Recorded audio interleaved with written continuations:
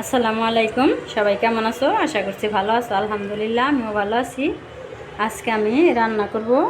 এইখানে বন্ধুরা আমি একটা কার্পু মাছের কয়েক পিস মাছ নিচ্ছি। যে কার্পু মাছ, এই কার্পু মাছটা আমি একটা রেসিপি করব। সবাই প্রথম থেকে শেষ পর্যন্ত পুরো ভিডিওটা দেখে নিও। আর এই কার্পু মাছ কী দিয়ে রান্না করব সেটাও দেখাবো। এই যে এখানে চাল কুমড়া নিচ্ছি, এই চাল কুমড়া দিয়ে আমি এই কার্পু মাছের রেসিপি করব। আমি মাছটা হালকা ভেজে নেব, তার জন্য এখন সব মশলাগুলো দিয়ে দেব।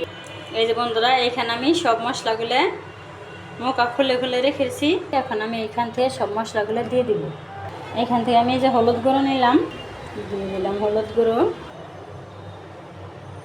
মরিচের গুঁড়ো নিলাম, দিয়ে দিলাম মরিচের গুঁড়ো। এখন আমি নেব লবণ, লবণ দিয়ে দিলাম।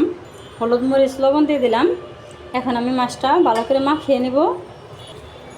বন্ধুরা, এইভাবে আমি হলুদ মরিচ লবণ দিয়ে আমি মাছটা সুন্দর করে মাখিয়ে নিলাম। এখন আমি ভেজে নেব।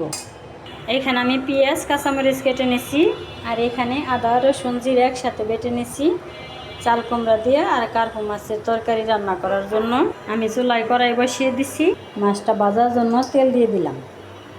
বন্ধুরা, তেল গরম হয়ে গেছে, এখন আমি মাছ দিয়ে দেব।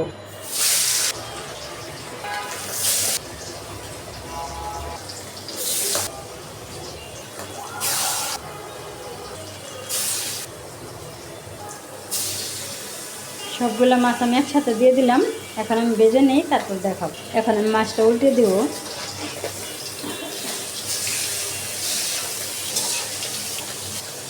আমার মাছটা ভাজা হয়ে গেল। এখন আমি সবগুলো মাছ নামিয়ে নেব।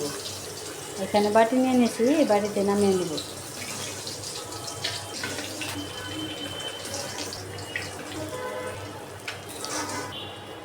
এখানে পেঁয়াজ কাঁচামরিচ নিয়েছি, এখন আমি পেঁয়াজগুলো দিয়ে দেব।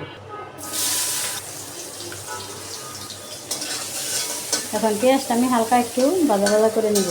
এখন এই যে এখানে আদা রসুন জিরে দিয়ে দিলাম। এই যে এখানে যে মাছটা মাখাইছিলাম সেই পানি দিয়ে এখন আমি এখানে দিয়ে দিলাম। এখন আমি এই যে কাঁচামরিচগুলো দিয়ে দেব। এখন আমি এই যে বাকি মশলা সব দিয়ে দিব। এখন আর আমি গুঁড়ো মরিচ দেব না, জিরা গুঁড়ো, ধনিয়া গুঁড়ো, লবণ মাছ ভাজার মধ্যে দিছি। এখন দিয়ে দিলাম আর একটু, পরে লাগলে আবার দিয়ে দিব। এখন আমি মশলা সুন্দর করে কষিয়ে নেব। সবগুলো মশলা আমার নেওয়া হয়ে গেছে। এখন আমি সবগুলো ডিব্বার মুখা লাগিয়ে রেখে দিলাম। এই অনেক সুন্দর করে মশলা কষিয়ে নিলাম, তেল ভাব এসে গেছে। এখন আমি চাল কুমড়াগুলো দিয়ে দিলাম। এখন আমি চাল কুমড়াটা সুন্দর করে কষিয়ে নেব। এখন আমি একটু ঢাকনা দিয়ে ঢেকে দেব।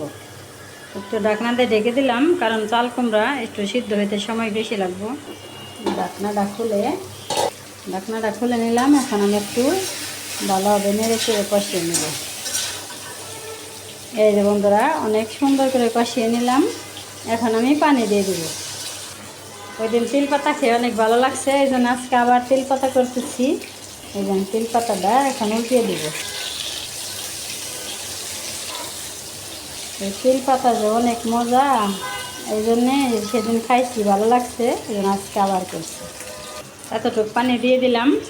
এই যে আমার তরকারিটা ভালো এসে গেছে। এখন আমি মাছগুলো দিয়ে দিলাম। এখন বন্ধুরা রান্না হোক, তারপর দেখাবো। বন্ধুরা, এই যে কার্পু মাছ দিয়ে চাল কুমড়ার তরকারি আমার হয়ে গেল। এখন আমি নামিয়ে নিব। হালকা মশলা দিয়ে পাতলা ঝোল করে আমি কার্পু মাছ দিয়ে চাল কুমড়া রান্না করলাম। এই যে বন্ধুরা, কার্পু মাছ দিয়ে চাল কুমড়ার তরকারি। আর এইখানে এসে গরম গরম এই যে তিল পাতা। এই কুমড়োর সিজনে আমরা কুমড়া পাতা অনেকভাবেই খাই। খেসারির ডাল দিয়ে খাই, সরিষার দিয়ে খাই, তিল দিয়ে খাই। এই কুমড়ার সিজনে আমরা প্রায় এই কুমড়া পাতার এই রেসিপিটা করি। তাহলে আজকে আমার এই দুইটা রেসিপি কেমন হলো অবশ্যই কমেন্ট করবে, আর সবাই সাপোর্ট করবে, আর সবাই পাশে থাকবে। সবার সুস্বাস্থ্য কামনা করছি। ধৈর্য ধরে কষ্ট করে যারা ভিডিওটা দেখলে সবাইকে অনেক অনেক ধন্যবাদ। সবাই ভালো থাকবে, সুস্থ থাকবে, সাবধানে থাকবে। আল্লাহ হাফেজ। আসসালামু আলাইকুম।